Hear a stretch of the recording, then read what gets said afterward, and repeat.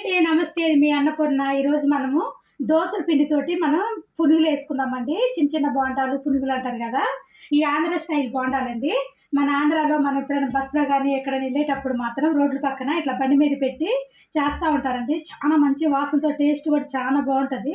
మనం అటు పక్క పోతుంటేనే మంచి వాసన వస్తూ ఉంటుందండి. నేను అలా చేస్తున్నాను ఇప్పుడు. టేస్ట్ మాత్రం చాలా బాగుంటుంది. దోసల పిండి అండి. దీంట్లోకి ఎలాంటి మైదా పిండి కానీ గోధుమ పిండి కానీ ఏం కలపలేదు. మనం దోశలకి బియ్యం నానబెట్టుకుంటాం కదా, మినపప్పు దోశలు.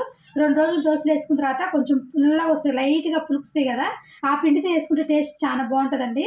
లైట్గా పులవాలి, అప్పుడు టేస్ట్ బాగుంటుంది. ఇవ్వండి, నేను పిండి తీసుకున్నాను, కొంచెం లైట్గా పులిసింది దోశల పిండి అండి.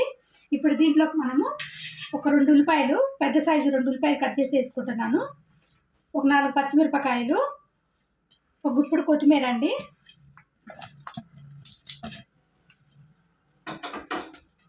సాల్ట్ వేసుకున్నాము. మన రుచికి తగ్గట్టు సాల్ట్ వేసుకున్నాము.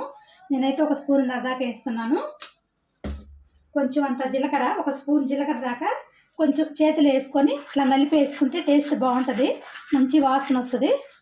ఇట్లా నలిపి వేసేసుకోవాలి జీలకర్రని. వంట సోడా అండి, ఒక 1/2 స్పూను వంట సోడా వేసేసుకుందాము. ఇంకంతే, ఇంకేం వేసుకోవద్దు. ఇప్పుడు పిండి మొత్తం కలిపేసుకుందాం బాగా. పిండి మాత్రం కొంచెం గట్టిగా ఉండాలండి మన పునుగులు వేసుకోవడానికి. దోశల పిండి పట్టుకునేటప్పుడే కొంచెం గట్టిగా పట్టుకుంటే మాత్రం ఇట్లా పునుగులు వేసేసుకోవచ్చు. ఇట్లా కలిపేసుకుందాం మొత్తం. ఇదిగోండి, ఇట్లా కలిపేసుకున్నాం కదా. ఇప్పుడు నేను స్టవ్ మీద ఆల్రెడీ ఆయిల్ పెట్టేశానండి. కొంచెం మిరపకాయలు పెట్టేసుకొని దాంట్లో ఆయిల్ పెట్టేశాను. ఆయిల్ కూడా వేడైపోయింది. ఇప్పుడు నేను పునుగులు వేసి చూపిస్తాను.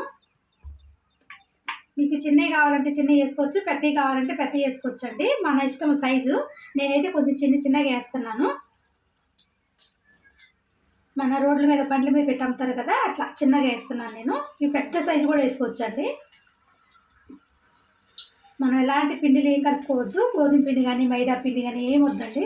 ఇట్లా అచ్చం దోసల పిండితోటే వేసుకుంటే చాలా బాగుంటుంది టేస్ట్.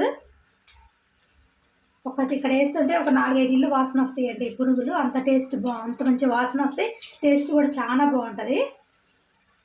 మన బాడీకి ఎన్ని పడతాయో అన్నీ వేసుకోవటమే, మరి ఫుల్గా వేసుకోవద్దు. మంట కొంచెం మీడియంగా పెట్టుకొని ఫ్రై చేసుకుందాం.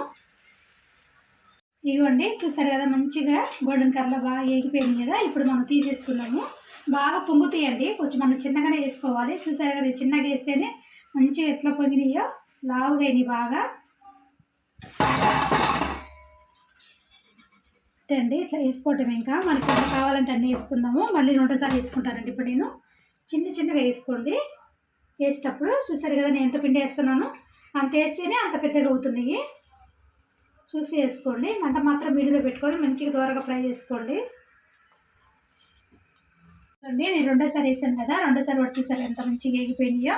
ఇంకా తీసేసుకుందాము.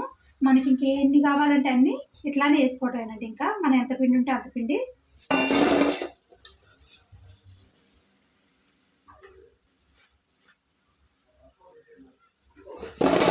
ఇవ్వండి, ఇట్లా సేమ్ తింటే మనకి ఎన్ని కావాలంటే అన్ని వేసేసుకోవటమే.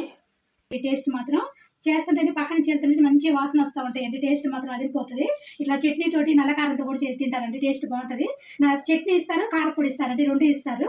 టేస్ట్ మాత్రం చాలా బాగుంటుందండి.